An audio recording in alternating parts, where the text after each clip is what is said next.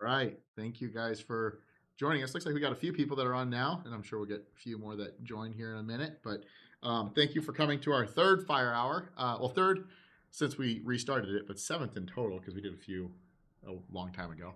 But anyways, yeah. So thank you guys for joining us today. We are going to be doing a lot of talk shop, or we're going to be talking shop today, I should say. Sorry.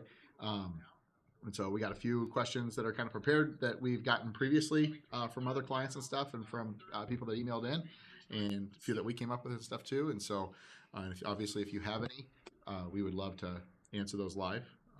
And then we are going to. So this is. Sorry, let me introduce us. I'm James. I'm Gene. And this is Gene. We are two of the three owners of FireSprint. And so, yeah, thanks for being here. So why should you listen to us? Well, FireSprint is about an $8 million sign shop. And so we have 37 of us in total, including the three owners, based out of Omaha, Nebraska. If you have no idea who we are, that's why we're up here talking. We're talking about our journey and what it has taken us to get this far and what we're doing to get to the next level. So just all those questions and everything else. So it's been a lot of fun so far. Yeah. This isn't really a plug for FireSprint per se. It's more just to talk about the business, talk about what we've gone through, and however we can help the industry. Absolutely. Yeah. So we're gonna jump into a shop tour here. So let's check this out.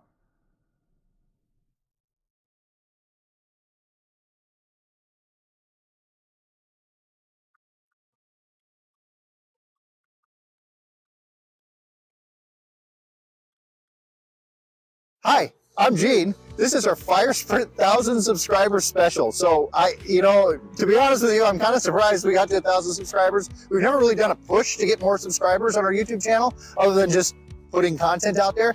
But we're going to give you a shop tour today. But we have so much that's changed since our last shop tour, and then we're going to change it all again over the next couple of months, and we'll talk a little bit about the things that we're going to do when we're out there.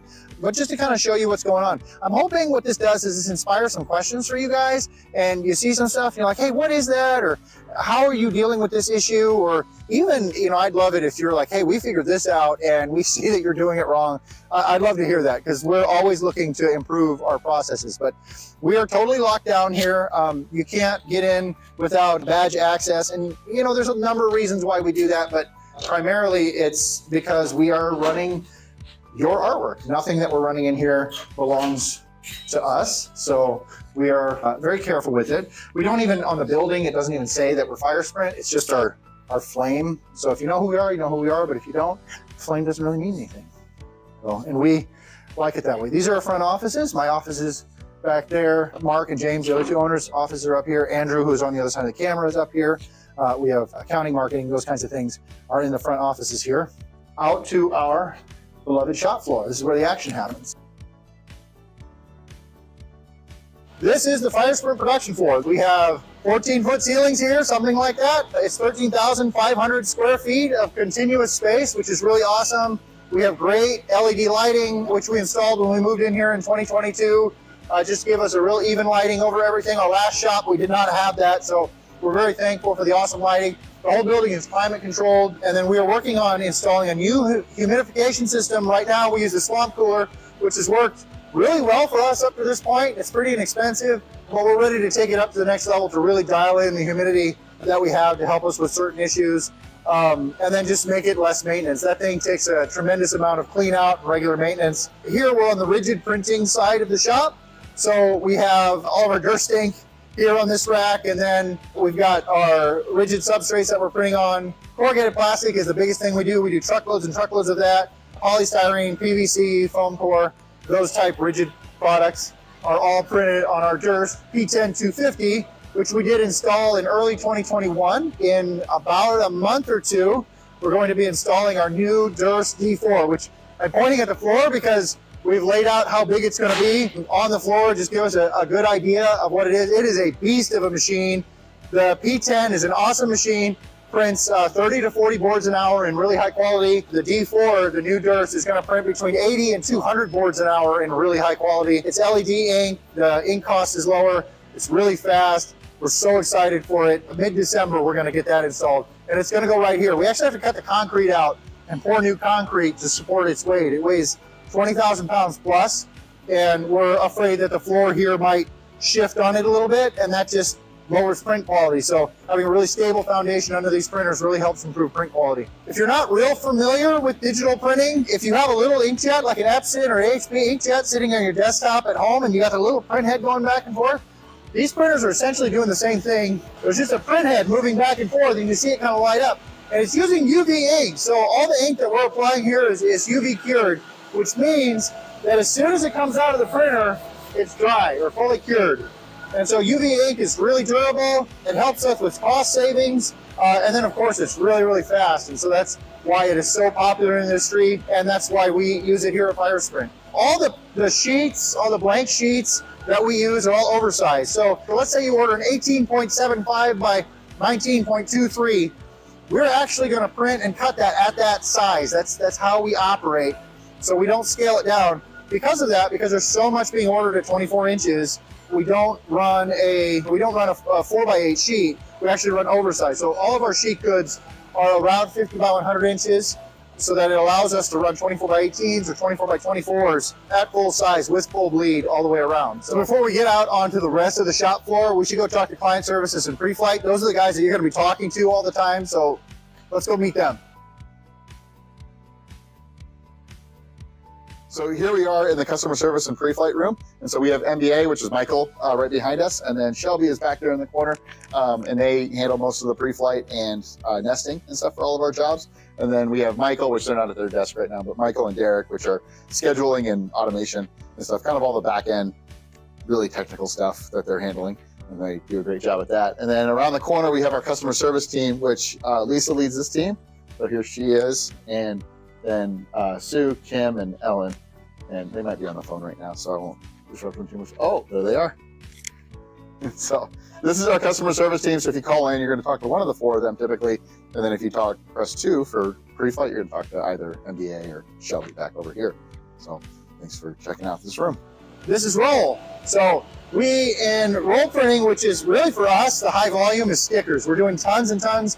Maybe 5 million stickers in 2024 we'll do. And we're doing those in small runs. You can order just one sticker from us. These aren't large runs of labels or something like that. Our typical order size is maybe 50 pieces or 100 pieces. But we'll do as few as one. And on the high end, we will see orders of maybe 10,000 come through, but they're actually kind of rare. But we run the newest Colorado M, Canon Colorado 1650M, I think they call it. But they do have white ink. And we have the magnet kits in them, so we're running our magnet, high definition magnet in them, and they really are solid machines. I think for the money, you can't do much better in terms of quality. The run cost, the cost of ink, we have a local technician, so that's a huge advantage for us with the Colorado M's. And then just the durability and then the fine text quality and things like that we can get off of these. We don't see that with other roll printers that take the same footprint. So that's for us, that's a big thing. Even though these are maybe more expensive than an HP or Epson roll printer, the footprint is similar. And for us, that's really our limiting factor. We run these things all day and all night, so being $20,000, $30,000, $40,000 more isn't a huge concern of ours. We really get a lot of output for taking up, 15 square feet. Here we're running some 70/30 perf. Looks like the job just finished up. And then we've got banner on the middle machine, a 13-ounce banner. And then we've got some probably removable or permanent dry tack. It's a really good, durable vinyl that we run.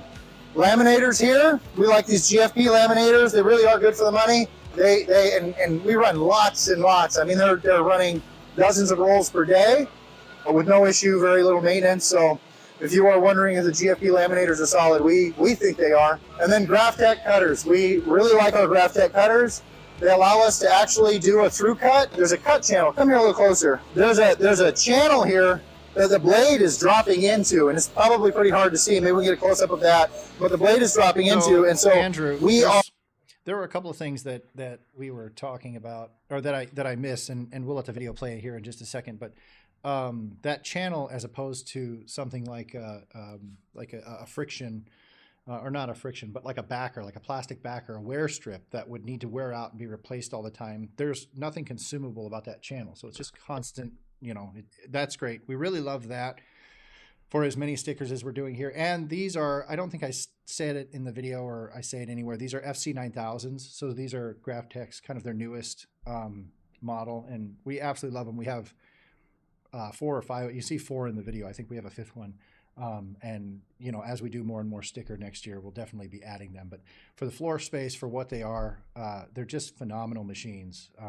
Suma makes a good machine too, but I tell you, the sticker or the price difference between the two, if you're running a lot of production, I wouldn't sway away from this. We've tested other machines. These are really the way to go. We have, in our opinion. So when we kiss cut, is there a sacrificial strip in there? there is, but since we're not cutting all the way down or all the way through the backer, that takes forever to wear out. So, but yeah, and we find the kiss cuts are amazing on them. I mean, they're just awesome machines for what they are for the floor space. It's a 110 volt plug, which might not seem like a lot, but you know, our electrician, we'll get into talking about electrical. We don't convert the graph text between kiss cutting and through cutting. We have 2 that are set up for kiss cutting and 2 that are set up for through cutting. Yep. And we don't go back and forth. Right. That saves us a little bit of time. Yeah.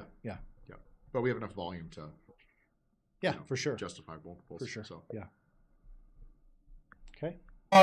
In this case, we're just kiss cutting, but we're able to through cut on here, and just the adhesive residue on the sticker itself holds it into the sheet. And so we'll peel up that sheet, we'll cut through it, do a through cut over here on the Graphtex, and then we'll take that sheet like this, bring it over to our table, and pop those stickers out. So obviously this has already been popped out, but Zach is able to do that. I'm in his way, so I'm gonna get out of his way. Yeah, I'm done. And so we'll take those stickers, pop them out, stack them up. Here's something there's print on the other side. I just don't want to show it to you. Contour cut or rectangles or circles, doesn't really make that much of a difference to us. And then we'll put them in our heat sealing machine like this. And of course, they do a much better job than I do, because I don't do this every day. And I'm kind of a klutz, and I might cut off some of this here. And then we're gonna take the shrink wrapped stack of stickers and run them through our heat seal tunnel. Now I'm gonna cut this out of here because I don't know if this job is done or anything else, and I don't want to confuse anybody and mess up somebody's order. But we'll run that through our heat seal tunnel, and we're left with these really great little stacks of stickers that are really great presentation to your customer, and we'll pack those up and ship them. Any questions about this area or how we're doing anything, leave those in the comments below or reach out to us. Our whole process uses these Zebra style laser print or label printers and our home built system, which we call Lumen. And so we are looking at upgrading that next year, but for now that's what we do. Every time we need to track a job through our shop, we're using these 4-inch by 6-inch label that we have there. We're printing these labels off, and we're using them with the barcode system to track all these jobs through our system. And then we have barcodes on, help us track everything through the system. But you know, once we start cutting it out, things like that, we need those labels to really help track and understand what we've got there. So you can see there's a little close-up detail of the label. And this system's all home built, so I wish I could tell you where to buy it if you liked it, but so I don't want to back over Sprint too much here, but one of the things that we do, like if you would have zoomed in on that label, it doesn't say who our customer is. It doesn't say who we are. There's nothing on any of our materials that float through our shop that say FireSprint. I mean, we don't get crazy with the branding or anything like that, because if that would accidentally end up in a box or something like that, we want it to be as generic as possible. Even like we have the person who printed it at the bottom, but it's a 3-digit code for who they are. So it's you know, it's just one of those little steps that we take, being trade only, that, you know, maybe some of you guys wouldn't need to do if you were to utilize a system like this, but that's always very important to us, very top of mind. Yeah. So. No pricing, no mention of who it is, who it's going. Yeah, no, we don't have anything that prints pricing. So. The heat shrink tunnel that we use for the stickers, that's a Uline purchase, isn't it? Yeah. And the armbar. Yeah, most of our packaging stuff is just Uline stuff. I mean, they're very good at what they do. We admire them. I don't think they were that expensive. Yeah, I mean, I think we have a few $1,000s in that setup there. So, okay. I mean, compared to how many stickers we run through it, no. Yeah. Here, these are our 2 Zuns. We have another one coming. We actually have an S3, so it's more dedicated towards roll is what we'll be doing. And then we're going to add a stacker to the end of the big Zun. So that's it's a vector feeder. And what it does is it picks up boards off of a pallet and loads them onto the cutter. And so it helps the operator not have to be running back and forth around the cutter, because you'll see they'll take some stuff off the cutter, they'll run around, they'll load it, you know, it's a lot of work, it's a lot of back and forth. And so we're adding that hopefully the next couple of months to improve the cutting process of the Zen cutters. If you haven't seen these cutters work, it's fascinating. They're Essentially, they're a CNC cutter, so it's a carbide blade on an axis moving around, and it's tangential, which means the blade is turning so that we're not like just drag knifing it. We're hoping for friction to like set the direction of the blade. We're actually intentionally choosing the direction of the blade as these cut out.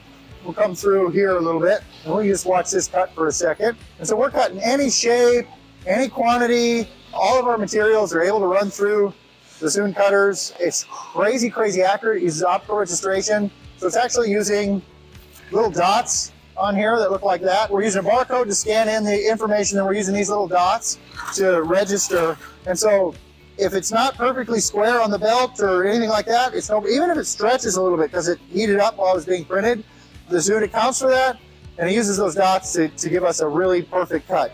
If you do ever see an issue with a cut, it's most likely front to back registration, which happened during the printing process and not at the cutting process. The cutting is ridiculously accurate. It's amazing. We love the cutters. So from there, we'll stack jobs up on carts. We want to talk about our carts a little bit. A lot of people want to know about those. This is a box cart that we're experimenting with from Uline.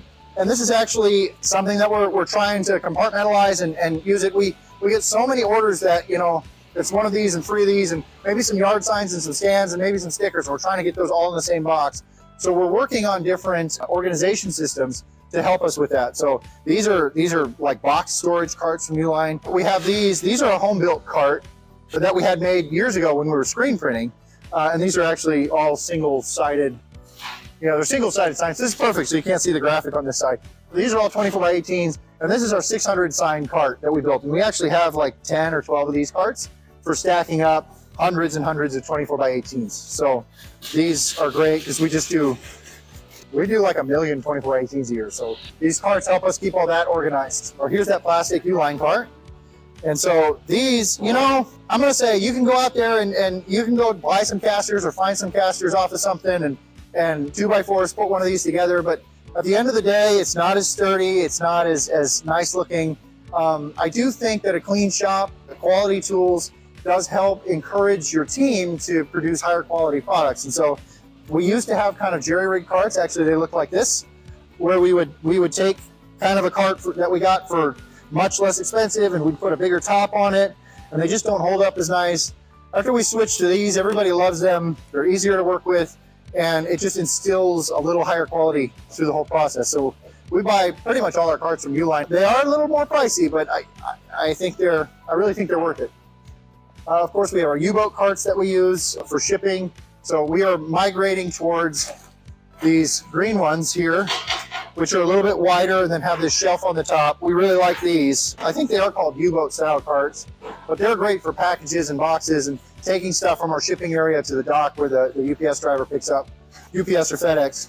And then since we do use all 3 carriers, we have these tags that we use on our carts to tell people that this is a UPS cart or this is a FedEx cart. Rather than having like a FedEx cart or a UPS labeled cart, sometimes we'll have more UPS or more FedEx in a day, and that varies depending on rates and where we're shipping and everything else. This allows us to just switch what the cart is for, kind of at a moment's notice, so really cool. Shipping, let's go to shipping. This is one of our shipping stations here. You've seen Omar in other videos. One of the cool things that we came up with the shipping station is we actually integrated the scale into the shipping station. And so rather than like hiring somebody figuring all that out, what we did is we bought these on Amazon. It's a freight scale. It's like a 40-inch by 40-inch freight scale, like a pallet scale down here. And we put a piece of polyethylene over the top of it. And that allows us to just work right on the scale. So then all Omar has to do, or any of our shippers, we have 3 of these stations set up, is just make sure that you've got your tape gun removed off. And after you've got something packed up, you just look at the weight there, and we can integrate that into our software system. And it pulls the weight without like taking the package and moving into a separate scale. And so we're just eliminating a little bit of motion transportation there. So that's been a big help. So that's shipping. Again, questions, leave them down below. Love to hear from you. Comments. Hey, you're doing this wrong. I don't really take offense to that. If you really think we can do something better, we'd love to do it better. Over here is banner finishing. We've got our heat welder. It's our Millard Weldmaster T300, I think, heat welder. We've had it for a year. This one for a year. It's been solid. Great machine. And then we use Hiker grommet presses. We have 2 of them, and they have been phenomenal. We really In 2025, we're going to ramp up banner production. We've really kind of been dragging on banner production. I'm going to admit that it hasn't been selling banner and producing a lot of banner. Hasn't really been something we've gone after for the first 17 years of FireSprint. And so we're ready to do that now. And we're really going to make some big investments in being able to do all that stuff at a really competitive price point, do it all really quickly. And so, you know, keep on the lookout for that, particularly with banner here at FireSprint. But again, hiker grommet machine, the Millard Weldmaster. They're not running anything right now. They've shipped everything out for the day. It's a little bit late in the day, but it's been phenomenal equipment. Worked really well for us. I come out to the shop maybe once or twice a day. I try to come out. Probably averages once a day. I come out and I look for full trash cans that I can handle. And I don't, everybody thinks that I do it just because I'm helping them take out the trash. That's not why I do it. I do it because about 6 months ago, we installed a better way to handle our trash. And that's this in here. So this is our trash compactor. This is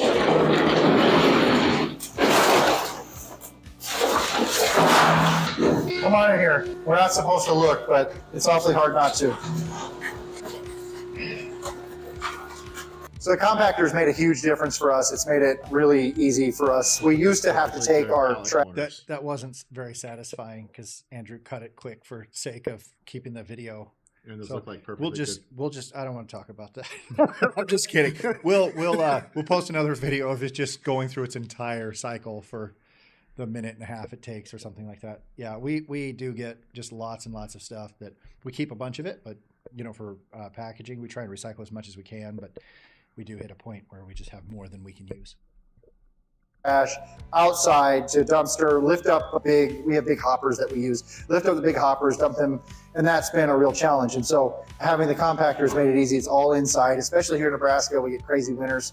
And so that allows us to just keep doing it, and it's kind of fun. So that's it for now. That's our shop tour. I know we're running long. Thanks for sticking with me this whole time. If there is anything else, please let us know. But thank you so much for 1,000 subscribers. Thank you so much for just being a part of our journey here at FireSprint, choosing to work with us. We really do appreciate you, and we are truly trade only. We do everything we can to try and make sure that we stay in the shadows while you stay out there and take the credit, and we just want to run the equipment. So thank you very much for watching. I'm Gene with FireSprint.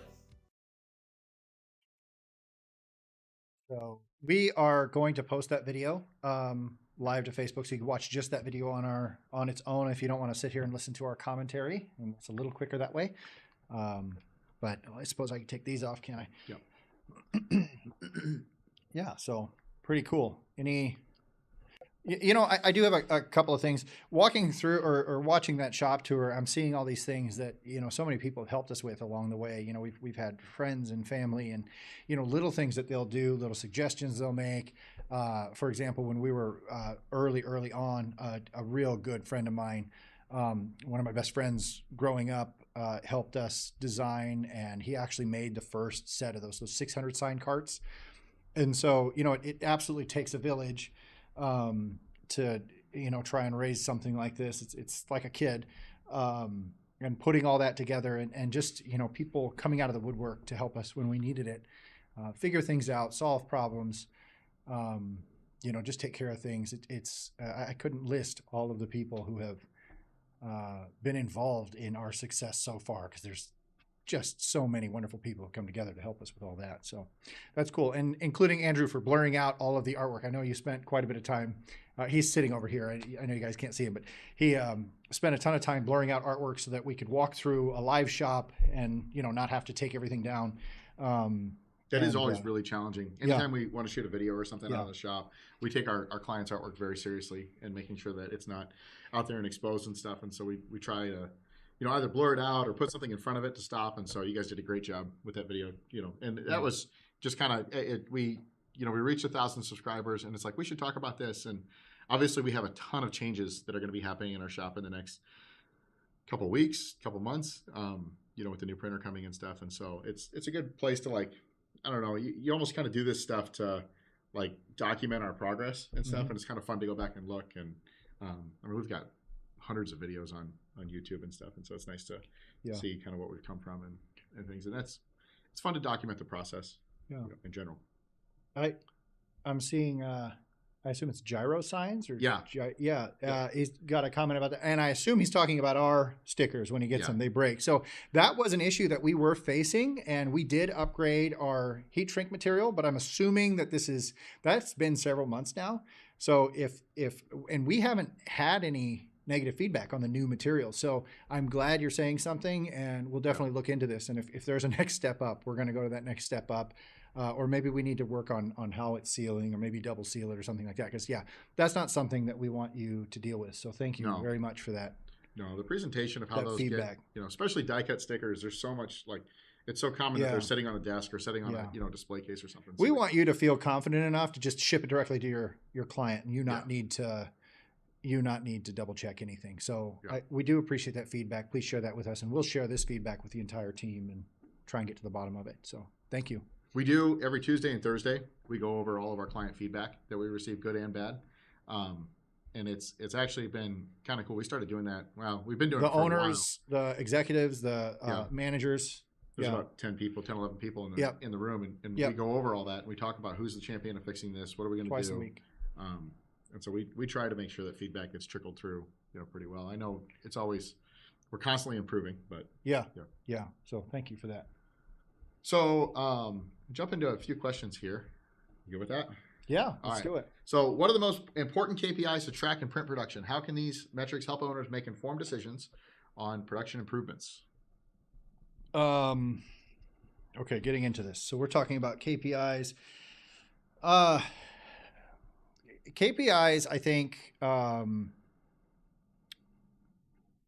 there's a couple, so the point of collecting data in our business is any business, but the way I see it, the point of collecting data is to make actionable decisions on it, right?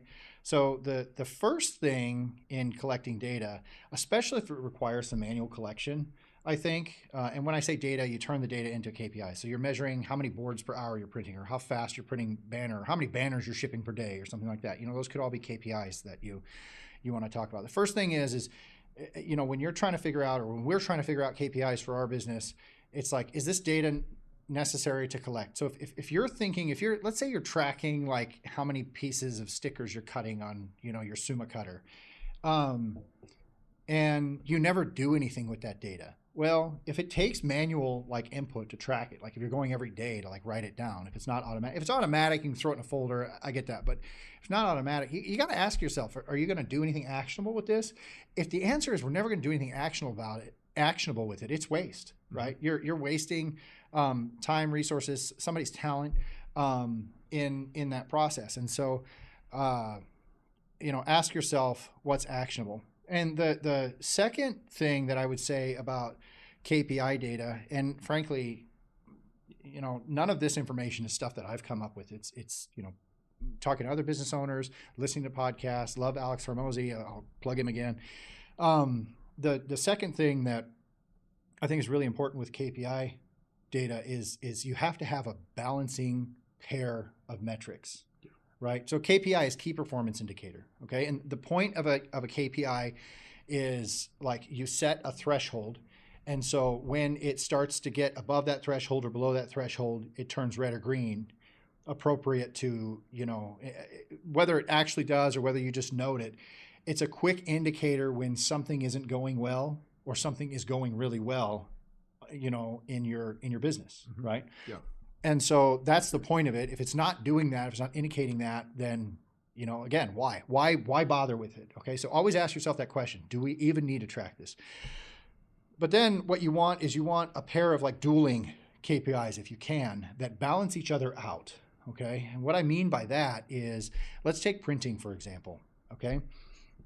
With printing, I might say, like on our rigid printers, how many boards per hour are we printing on average, right, over a shift or a day or a week or whatever? How many boards per hour are we printing?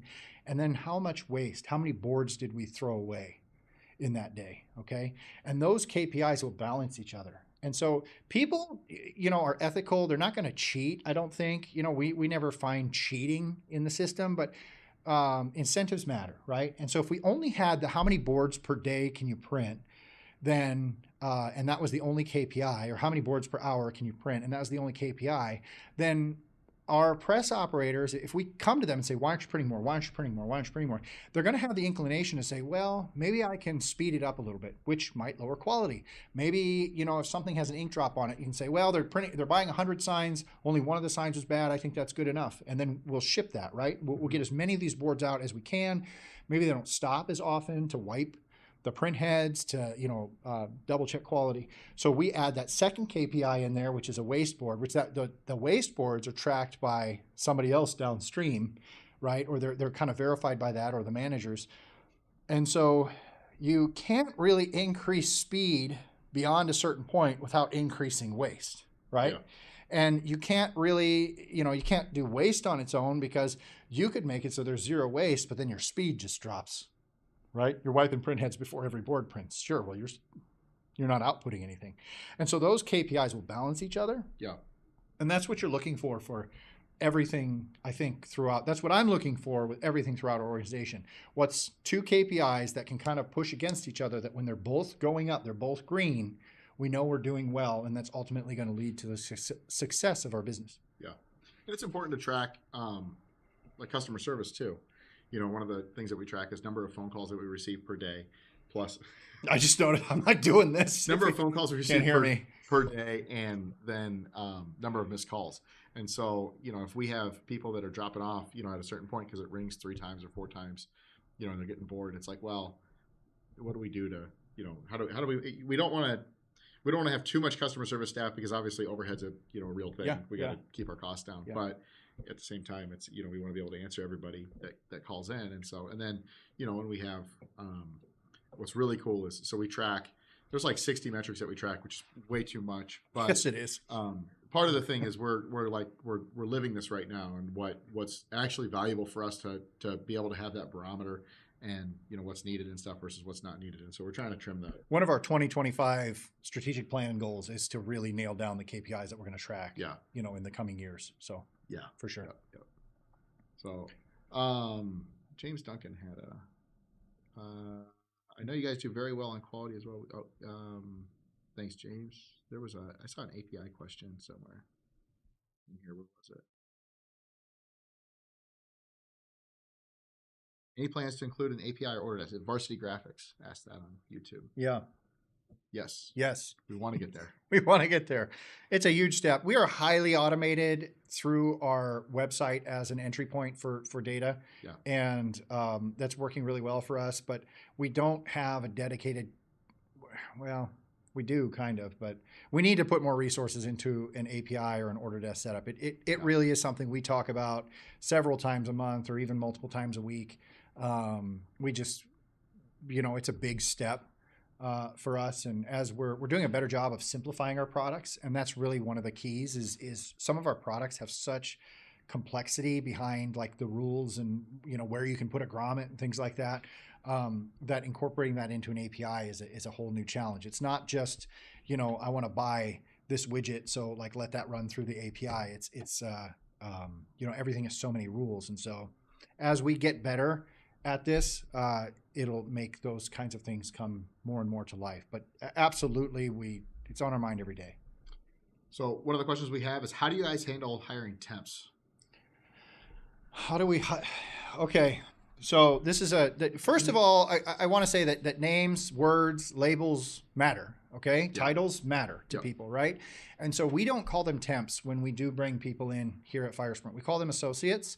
And it's my opinion that if we introduce somebody out on the shop floor, hey, this is, Johnny, and he's a temp, right? Well, then everybody's like, okay, I just need to get this guy to do the job and then get him out of here as fast as possible.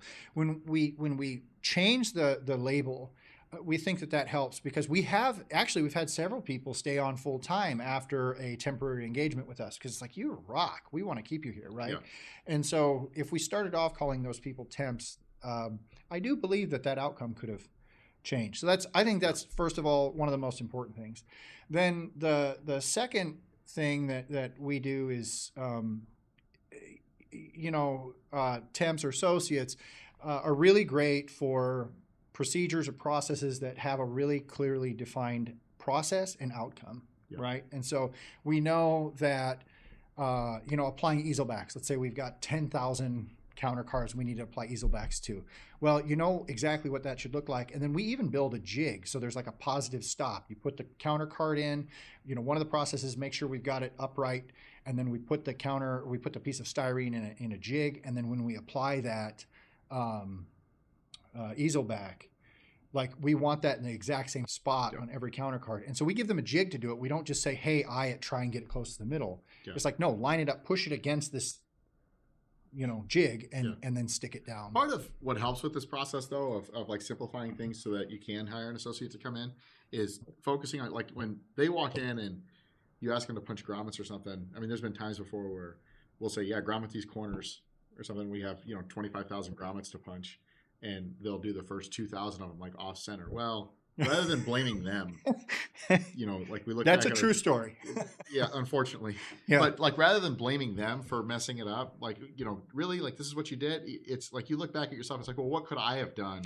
Yeah, it's an opportunity for us to improve. Yeah, yeah, and so they're going to come in and they will often find the easy mistakes that we have made, right? And so the things that somebody who's been in the business for a long time sees that and it's like they don't make that mistake. So it's simplify your process, bring them in, and then finally the last thing that I would say, and you know, unfortunately it is kind of the way it is, but if you need 2 people, you think, hire 4, 5, 6 of them and let the kind of the work rule it out. Chances are, it's been our experience around here, if we need 2 associates, we'll hire 4 or 5. 1 or 2 of them won't even show up the first day. Another 1 or 2 will leave after lunch, and then we're left with the people who like enjoy the job, want to work, want to do it. It stinks, but that's the nature of it. And, you know, it's a challenge for every business, though. Don't feel like. And if they all show up, you get the work done really, really fast. Yeah. Yeah. When we're buying equipment, is it better to buy 2 smaller machines or 1 faster one? So we've had quite a bit of history with this, and generally I would say that it's always better like to have redundancy. Like that's kind of our focus and stuff. But we've gone both ways with the Canon Colorados. Those are economical enough to where like they're one of the more expensive smaller roll-to-roll printers, but they are still economical enough for us to have multiples of them. Plus, you know, you have machine downtime, you have, you know, somewhat print consistency, and not to say that every single day you're going to get print consistency between 2 printers. You could have 2 printers sitting there running the same media, you know, both from different batches, and they both have different white points, and you're going to see a difference. But you know, we are, and then when we had the previous flatbed printer, we were trying to, you know, get multiples of those because we felt like we could have the redundancy there. Well, then we kind of came to the realization that, you know, we want the workflow that we want matches the new one. So yeah, I really think when it comes to buying, you know, if you're trying to decide if it's a realistic decision for you between 2 smaller machines and 1 bigger, 1 faster machine, you really have to lay that out in a pros and cons list, right? And so if you buy 2 machines, can 1 operator still run the 2 machines? Well, if they're flatbed printers, maybe not. Maybe they're too far away and it's too challenging for 1 person to run both machines. Well, you know, if a faster printer, faster cutter, whatever, allows 1 operator to just get more work done, then, you know, that's definitely a pro for the one machine. Of course, the redundancy is always wonderful. Being able to upgrade, like if you have software upgrades and things like that, having 2 machines will allow you to upgrade 1 and verify that it's operational. Maintenance and downtime can be shared between the 2 machines, you know. So there's a lot of advantages to having that redundant equipment, but then there's also a lot of advantages to having 1, you know, powerful workhorse. You're not trying to color match between 2 printers if, you know, we're talking about printers here or whatever, but I would say you really you got to search your soul. You got to write out your pros and cons list and make that decision if you really do. And we have many times come down to that decision, and, you know, we have gone both ways. On whether or not we should buy 1 faster one or 2 slower ones. Yeah. Generally, we've always had some sort of redundancy, whether it's like an outsourced partner or, you know, another piece of equipment in-house that could handle the work. But, you know, it's kind of scary when you are going through a peak season and you don't have redundancy. Well, and the other thing too is, do you need redundancy, right? Is the work that you do, so for us, like we're shipping 85% within 48 hours. We have to have redundancy for as much as we can, because if something goes down, we're going to miss all of our deadlines, right? But if you're working on large, long-term projects, perhaps maybe the redundancy isn't necessary. Or maybe, like James said, maybe you have a really solid outsourced partner, so the redundancy isn't necessary the few times a year that Yeah. you go down. Yeah. Yeah, a lot to consider there. Cash flow. Yeah. What do you watch out for when you're buying used equipment? How do you know if it's a good deal or not? This is something. So, again, I'd probably go to your pros and cons list, but a couple of things to consider.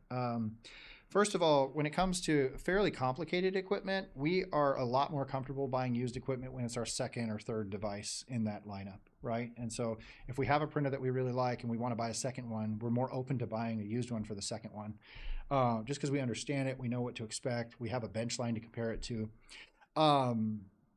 But I would say maybe one of the most important things is the manufacturer going to support it, right? So if you're buying a printer, if you're buying a big cutter, if you're buying a grommet machine, whatever, are parts still available, right? Are they willing to extend a service contract to this piece of equipment? If the manufacturer is going to back it, that's fine. Buy the and especially if it's a redundant piece of equipment or something. I mean, I think that's a great option to save some money. But if it's your first in a lineup or something like that, it could really leave a bad taste in your mouth, and you don't have a baseline or a benchmark as to how that piece of equipment should be performing. That can be a real challenge that can kind of leave you out to dry. So you have to make those types of decisions. Those are business decisions you have to make. But we generally are not a fan of we want to get into this market, let's buy something used. The respect you get from the manufacturer when you buy something new from them, the relationship that you build with the manufacturer buying something new from them is worth it to us. Yeah. Well, and you build that relationship on the first one, and then you buy the second one, and if that one is used, generally they still support it, right? Because you're staying with their brand. They know that eventually you're going to come around and upgrade that. Every printer out there has to be upgraded at some point, if you're growing. So okay. Next question. Yep. How important is local tech support when choosing new equipment? Does having a nearby technician influence your purchasing decision? Should you buy the service contract? And how do you know if that tech support is going to be reliable? Yeah. So this is a good question. So when we're purchasing equipment, one of the questions we always ask is who's the closest technician to us? And if they're within driving distance, that's a big plus. If they're not within driving distance, are they in a major airport so that they can get to us without taking a connected flight, right? And basically how fast can they get to us? How many technicians do you have? Do you have a whole bunch of them? Or if one guy's sick, is there no way to get somebody out here? And so, we have kind of stopped servicing our own equipment. We really have the technicians come in and do it more and more. We buy the service contracts because we found that that's the fastest way to get operational again. We can really, hound on somebody, hey, why isn't our machine running? Why isn't our machine running? It's not all our problem. And that's just because of how fast we produce things. That also saves us. If you have the service contract and you have a technician in here, it also saves the argument later on down the road. If you don't like the way that technician is performing or something, then you're not well, I paid you to come here and you didn't do this, this, and this, and it's not that really, well, it's in the service contract. So they're, however if they take a little bit longer to fix it, you're not getting billed for those hours and things generally with service contracts. But that in regards to service contracts, we are huge fans of service contracts, huge fans of technicians. I used to not buy service contracts for anything personally. I still don't buy a lot of service contracts for stuff personally, but for our business, when downtime is very, very expensive. I mean, not only is it costing us and our clients money, but it's hurting our brand. Getting back up and running is critical. And so everybody that we can kind of bring into that loop is really important to us. So I would say, and I think how do you know if a company has good technicians? So there's really two major categories that technicians fall into, right? One category is, can we get this back up and running for the lowest cost possible? Okay. And you're going to see that they're going to spend tons of time with you on the phone. They're going to try and get you to do things. They're going to ground you parts, ship them UPS ground or whatever. And then you've got technicians, like we experience with most of the equipment that we buy.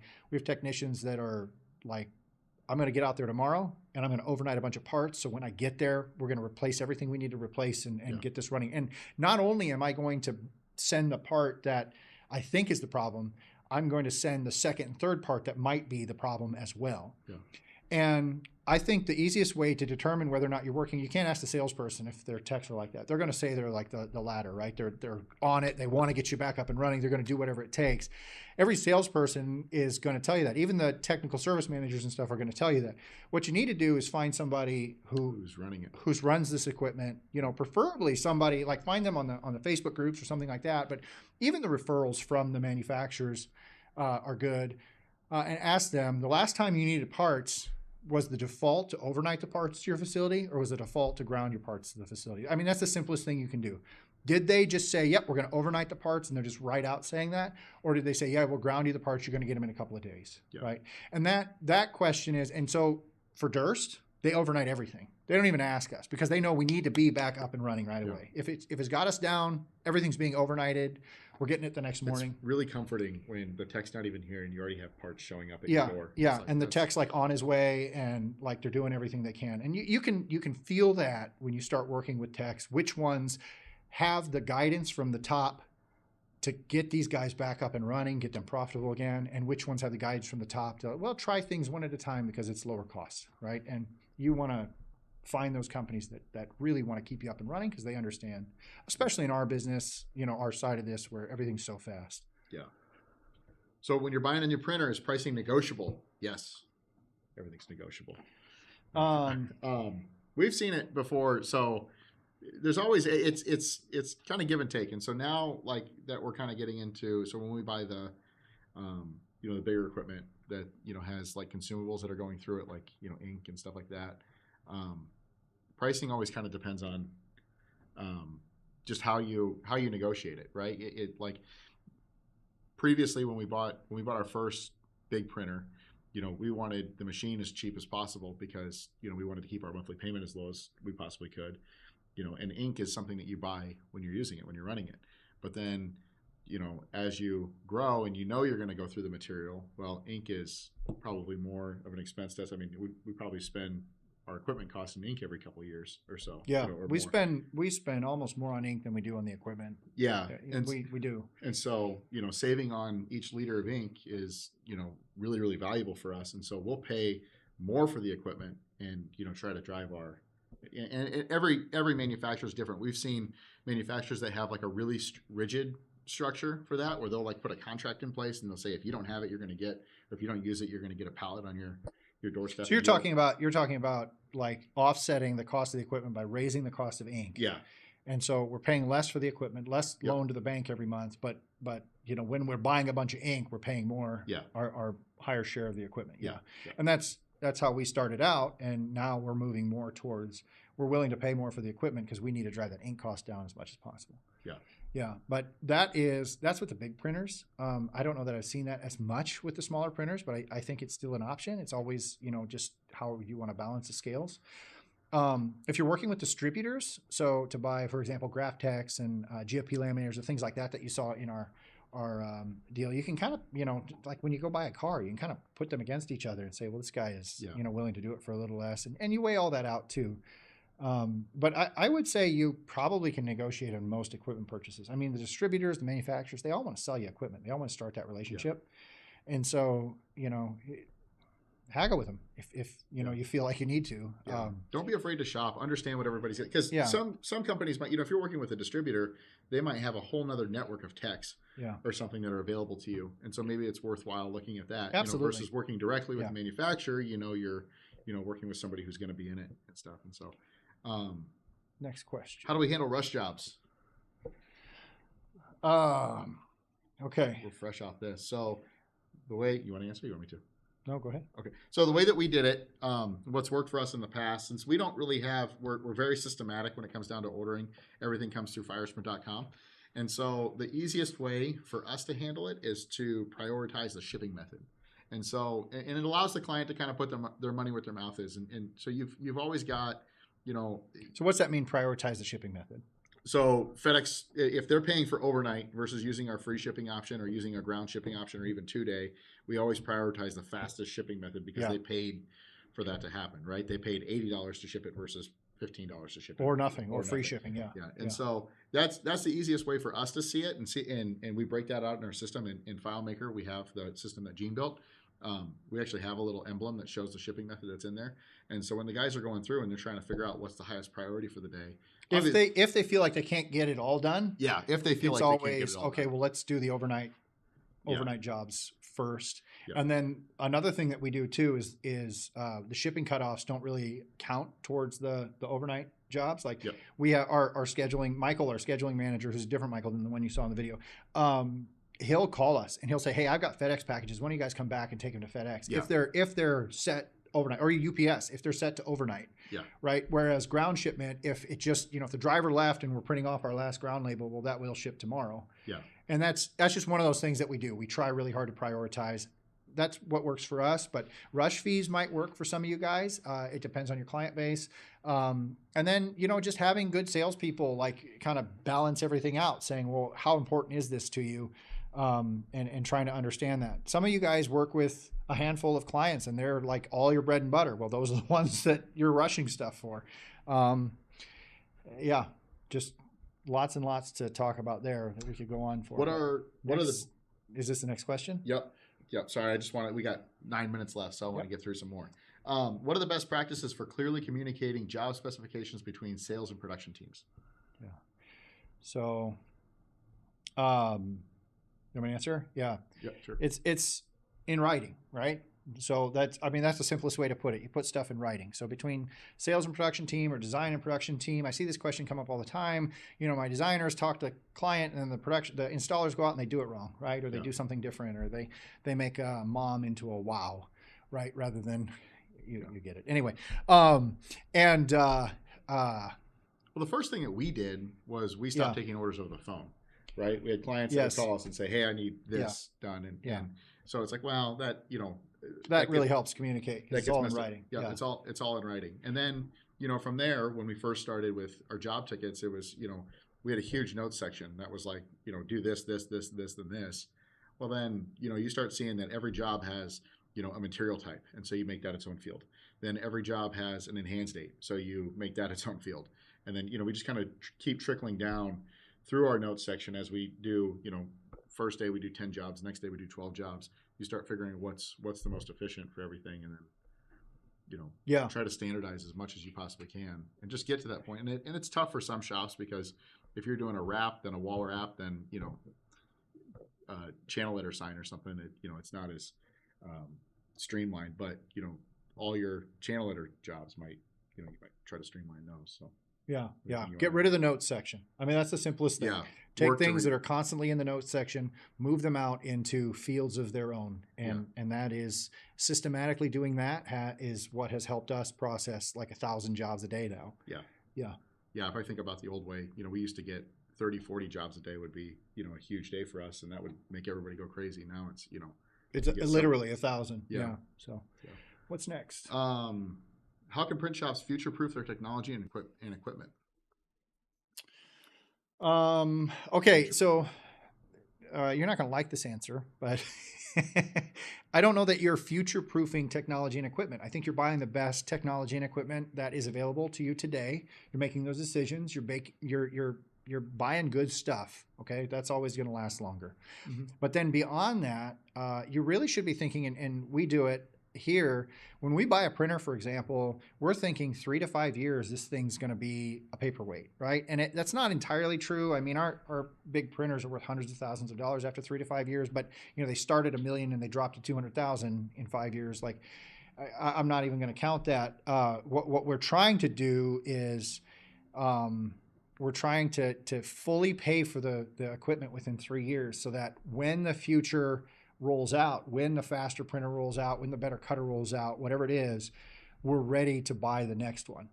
And so I think when people are talking about how do I future-proof, what they're really doing is they're saying, how do I get like 10 years out of this stuff? And you might, a lot of small shops, you absolutely will. And like our grommet press, our Zuns, a bunch of the stuff that we invested in shipping, that could potentially last 10 years, 12 years, 15 years. But for the most part, we're looking at, saving up.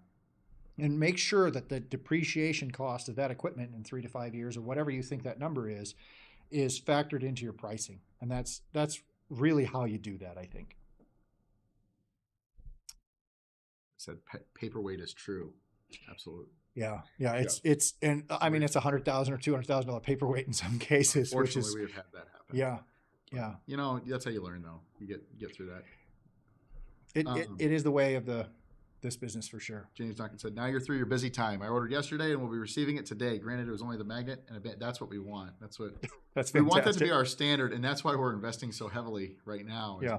So that our next peak, it's always painful. Obviously in your peaks, you do have to hit max capacity. Otherwise you're not running at, maximum efficiency or whatever. You have too much equipment for the sales that you have. But our goal is to be able to handle our peaks with our capacity. We truly believe that we're limited by our capacity more than anything. Yeah, right now I think that's our biggest factor. Now.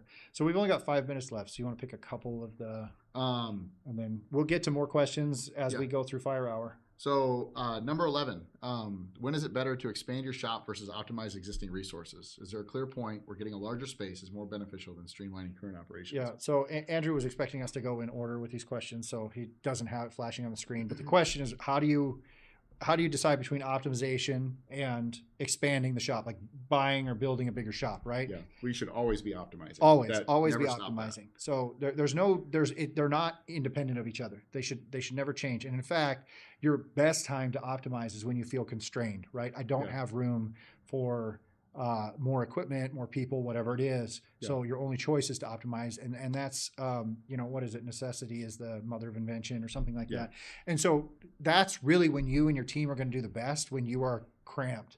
You're going to find you buy a bigger shop or move into a bigger building, you move out, and then suddenly everybody's less efficient than they were before. You think the extra space is going to make everybody more efficient. We have experienced more space making us less efficient over and over again for a period of time, and then we re-optimize. That optimization is kind of steady. This way to you guys, and the